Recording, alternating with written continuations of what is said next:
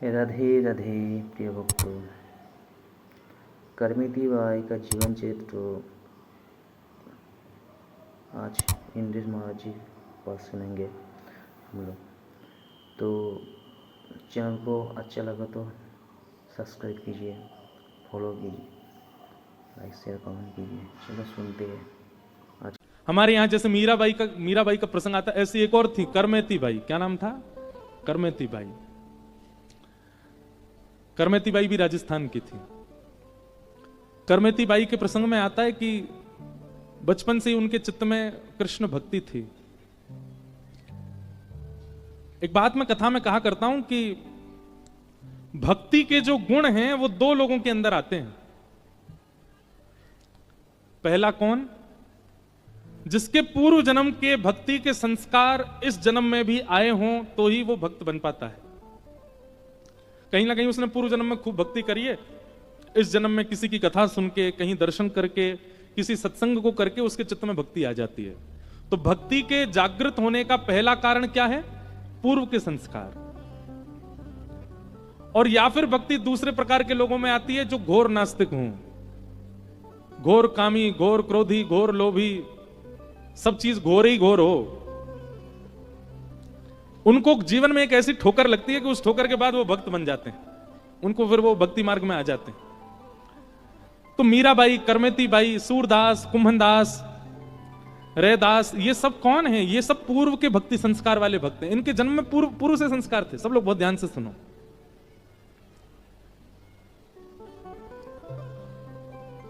Karmeti by बचपन से कृष्ण भक्त।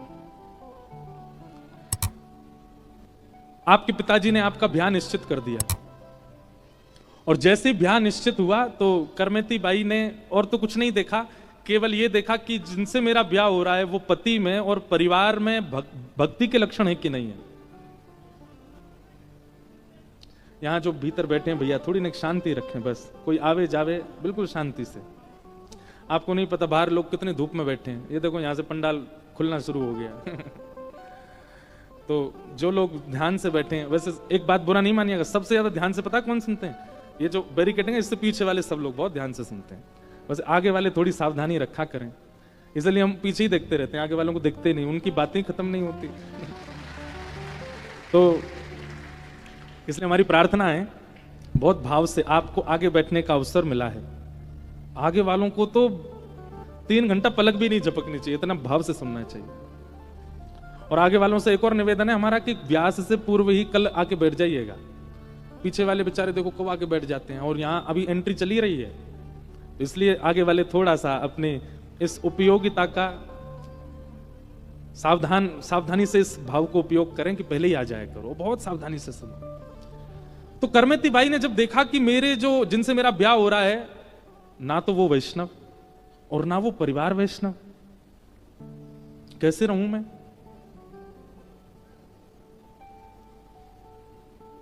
करमेती बाई ने खूब सोचा, माता पिता की आज्ञा मुझको माननी है, माता पिता को निराश नहीं करना है। पर अपने पिताजी से जाके कहा, पिताजी आप ये तो सोच लीजिए कि जिससे मेरा ब्याह हो रहा है उसको दूर दूर तक भक्ति का कोई लक्षण नहीं है, मैं कैसे जीऊंगी उसके साथ? लेकिन प्राचीन काल में माता पिता, हो जाएगा बेटा, तुम सब कर दोगी, तुम्हारे साथ रहने से फिर हो जाएगा। करमेती बाई बोली, मैं अवसर नहीं देना चाहती हूं अपने आप को या किसी और को, ये मेरा अंतिम जन्म है, मुझे इसमें अपना कल्याण करना है। मैं अब ये देखूंगी नहीं कि उसके साथ जाके उसको फिर भक्त बनाऊं, जिसमें अभी से ही संस्कार मांस मदिरा आदि के हैं, वो कैसे भगवत भजन करेगा? लेकिन पिताजी नहीं माने। अच्छा कुल है, अच्छा खानदान है, अच्छा सब संपत्ति है, कोई बात नहीं। करमेती बाई बहुत परेशान हो गई। जिस दिन करमेती बाई का ब्याह था, जैसे जैसे बारात आती जा रही है, करमेती बाई इतना चिंतन में कि क्या करूं। कान पकड़ के कक्ष में ही क्षमा मांग ली माता पिता से, और द्वार पर बारात आई और करमेती बाई वृंदावन भाग गई, उसी समय छोड़ के चली गई घर। बहुत सुंदर चरित्र है करमेती बाई का। आपके पीछे सैनिक लगाए गए ढूंढने के लिए, तो सैनिकों से बचने के लिए स्थान ढूंढे, कहां जाऊं? तो रेगिस्तान था, उस रेगिस्तान में एक मरा हुआ ऊंट पड़ा था। उस ऊंट के कंकाल के भीतर करमेती बाई 3 दिन तक बैठी रही।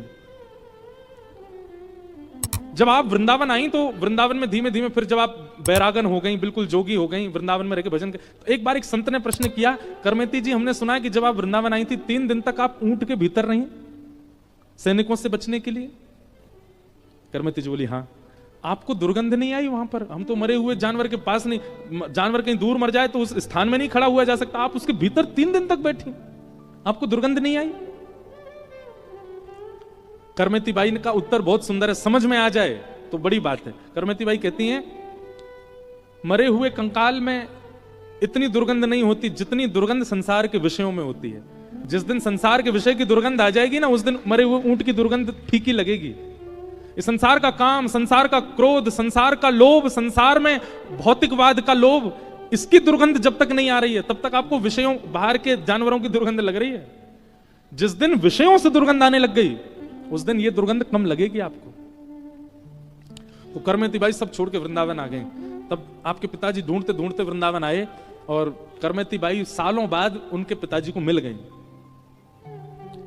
तब करमेती बाई से उनके पिताजी ने कहा, बेटी तो अपने आप को भक्त कहती है, अपने आप को साधक कहती है, और एक माता पिता को रोता बिलखता छोड़ के आई।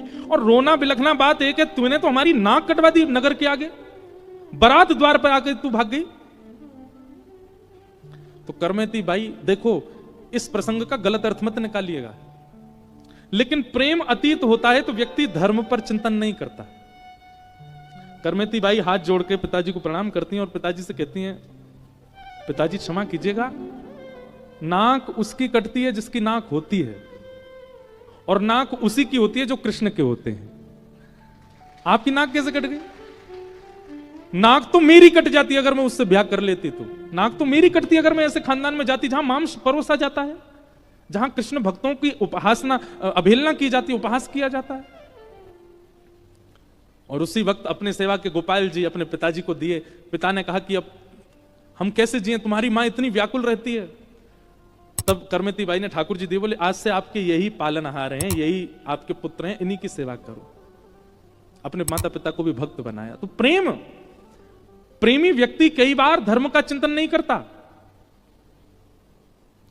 प्रेमी कई बार अर्थ का चिंतन नहीं करते, प्रेमियों की कई बार कोई कामना नहीं होती, वो निष्काम होते हैं। और प्रेमियों को मोक्ष की भी इच्छा नहीं होती, वो मोक्ष भी नहीं चाहते।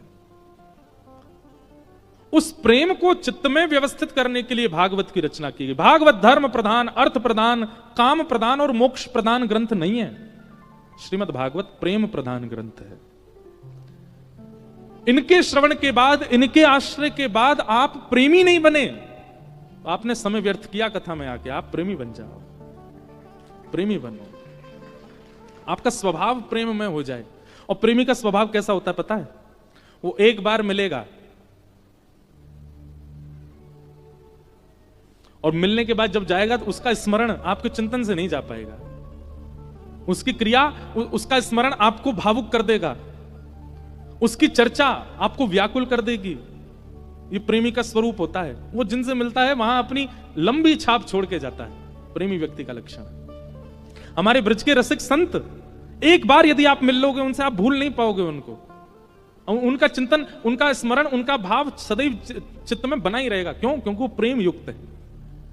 धर्म युक्त व्यक्ति का 2 रात्रि तक स्मरण हो सकता है, पर प्रेम युक्त व्यक्ति का स्मरण तो मरते दम तक रहता है, उसकी स्मृति नहीं जाती चित्त से। उस प्रेम को स्थापित करने वाली चित्त में श्रीमद् भागवत। तो वेद व्यास जी ने किस आश्रय से भागवत जी की रचना की? प्रेम। अब प्रेम बात कहूं तो प्रेम पर ही इतनी चर्चाएं याद आती हैं।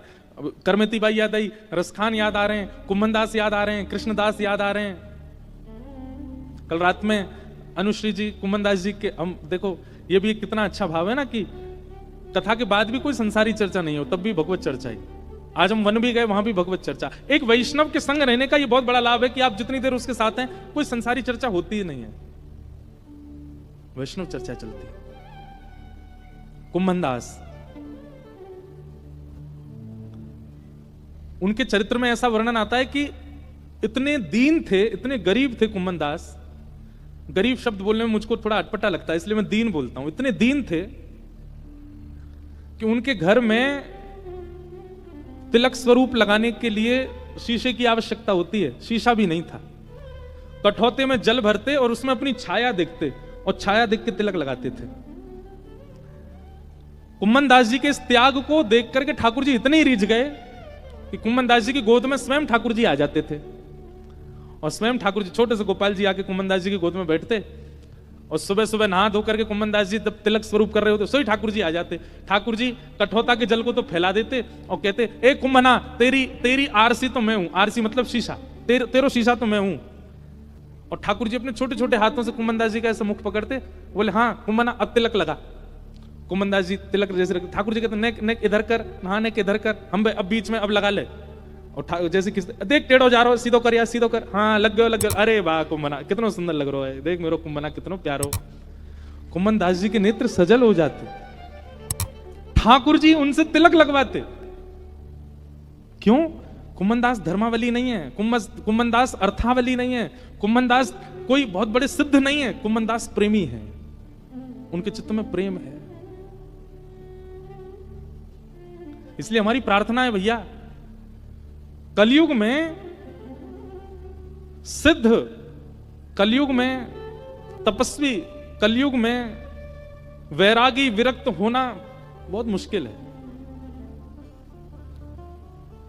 हम निंदा भाव से नहीं कह रहे हैं, पर हम जानते हैं, बहुत नजदीकी से देखते हैं, इसलिए हम कह रहे हैं बहुत मुश्किल है। पर कलयुग में प्रेमी बनना बहुत सरल है, बहुत सहज है। प्रेमी बन जाओ और वो प्रेम श्रीमद् भागवत से आएगा चित्त में। मीराबाई का स्वभाव था, आप किसी काले व्यक्ति को देख करके बोलोगे, मन में सोचोगे, बोलोगे नहीं, क्या बोलोगे? काला है, ठाकुर जी ने इसको काला बनाया है।